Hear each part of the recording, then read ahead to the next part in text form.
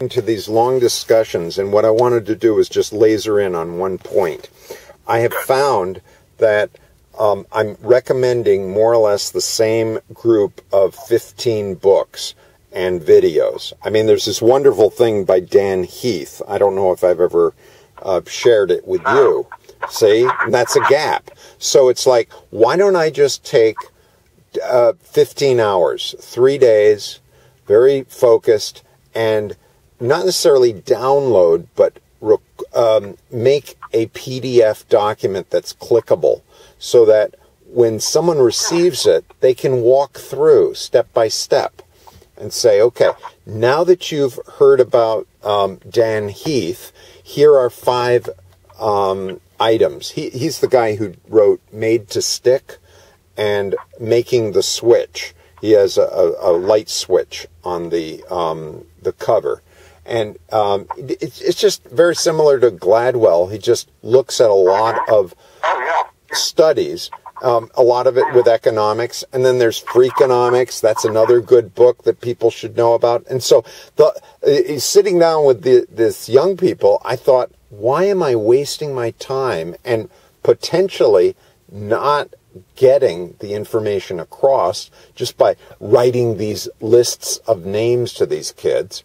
I got their email, and I sent them an email that had 25 references in them. And I thought, well, this is good, but the typical mind, I think, likes to have things sequentially. You start with page 1, and there's a certain, you can jump, but you can always go back to that core progression. And you've seen these books, 100 greatest books, or 100 people you should know about, or something like that. It's I wish I had kept this, but John Vornley sent me something in 1991. It was an annotated bibliography, and it had 1,000 items in it. I couldn't believe that the guy what would it be, 15 years out of Aglo, and he had consumed 1,000 books. Oh, these are the ones he recommended. Think how many he had looked at and rejected from his list. And he doesn't recall this anymore. I mean, oh yeah, vaguely, I don't have that anymore. I changed computers, so I lost that work. And I'm thinking, wow. But he's given the sort of the format, the template, because what I want to do is kind of capture some of the tips that you have mentioned. I mean, I want to get the curator in Moscow. I want that reference so that people know about that school, the humanistic school or whatever. I'll just have to go back through emails. I want to get that Calvert School. I keep getting this mixed up. There's the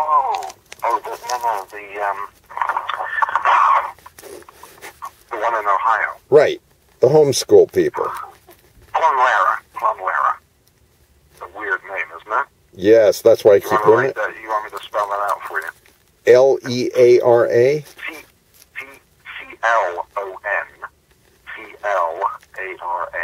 Leara. Plumlara, I think. Plumlara, great. And yeah. And see, I almost forgot. I almost couldn't pull it. Yeah. And then, so the thing would be in various formats.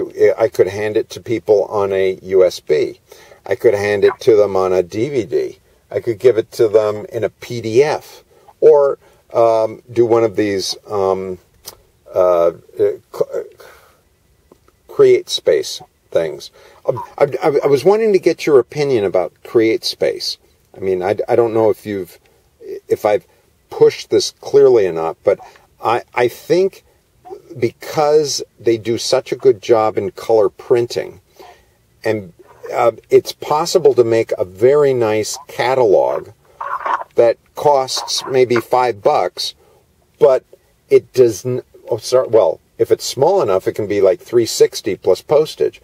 But the point is that it's got a color cover. It's something that's not likely to be tossed away, because even if it would be called a catalog, because you could call it, the 2013-2014 directory. Yeah.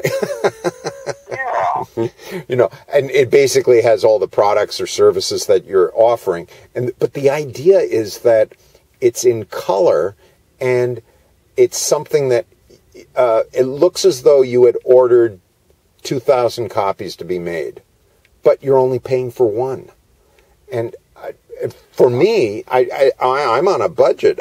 I know I have to up my game with building international bridges. What I'm thinking of doing is issuing an annual report in that format, and it would be more of story rather than, it would have the spreadsheet at the end, but it said, here's, 3 pages with photos. I mean, each story has 3 pages, mostly a paragraph plus 3 photos, paragraph, 3 photos. And then you could say, in the past year, donations have made it possible for Eric Friedel to visit a principal in Los Angeles, California. Here's the website. All of this was made possible through donations to Building International Bridges. And I know that I have to get my game up and push that out, that, look, people will copy what other people have done. So I have to document what other people have done. And I would think it's very similar. That's what a catalog for olive oil is really about, because you see a picture of someone pouring it on a luscious looking plate of lettuce. And you say, I want that, because it's just like that blonde who's smiling at me. She likes it. Yeah, that's interesting, because there's associations that are very, maybe subliminal. I was reading some of Gladwell's Blink the other day, right, which I love to delve into, and it's kind of, what's going on behind the curtain type of thing. That some of these things you're conscious about, and others you're not. But the visual cues are very important. Well, I mean, so the stuff that I loved about your Campobello, and I have some screenshots that I have from Campobello, but I guess you don't have that website up anymore. It's in mothballs at the moment, pending some miraculous event that will enable us to relaunch, and I hope lives eternal. So. Oh, okay, all right, because. That may be, but we took it off because, quite frankly, aside from just the kind of the cost of hosting, and then I was obviously not making transactions on it because I didn't have the inventory, and then then do you want to have an informational site? And I thought, well, I've got a Facebook site. Maybe I'll do more with the Facebook, which of course I haven't. That should. But yes, that's a little indeterminate.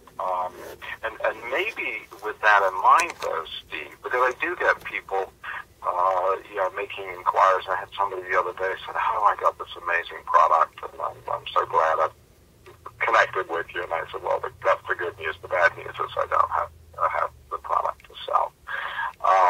But it's still good for me, because I have quite a considerable database of a few thousand customers at this point, to continually update. That's an asset at some point for the relaunch. Well, so, anyway, but in answer to your question, I do have a Facebook site page. Good. Campobello Duro, and it has, I've got to go back and visit, but I think it has some pictures, it has some product pictures, a little bit of the story behind the line, and producer and so forth, so that might be worth your taking a look and seeing if it could be, excellent, because tools are repurposed. Right. Because I think what we want to be able to show people is that, look, this was a life cycle of a product. It may be in mothballs right now, but it still has a web presence through Facebook. It's not costing anything to maintain that web presence, and it has some of the elemental, and then that's going into design. I mean, look at how he chose that font. Look at the colors that were chosen. This is not hot pink. There's a certain market this guy's going towards. So it's possible for someone to, I mean, if you were struck by lightning, I would then walk over to University of Havana and said, I've got a great case study to walk in, and I can pose myself as an entrepreneur teacher. Even though I don't have the experience, you've taught me enough about your business and the stages you went through that I could make it a case study, and would be a fascinating way of showing, look at the opportunities he had to sexualize it. Yeah. Well, what would be the next stage that we could, we'll do a reading on Blink, and then we'll say, what could he have done to take advantage of this aspect of psychology?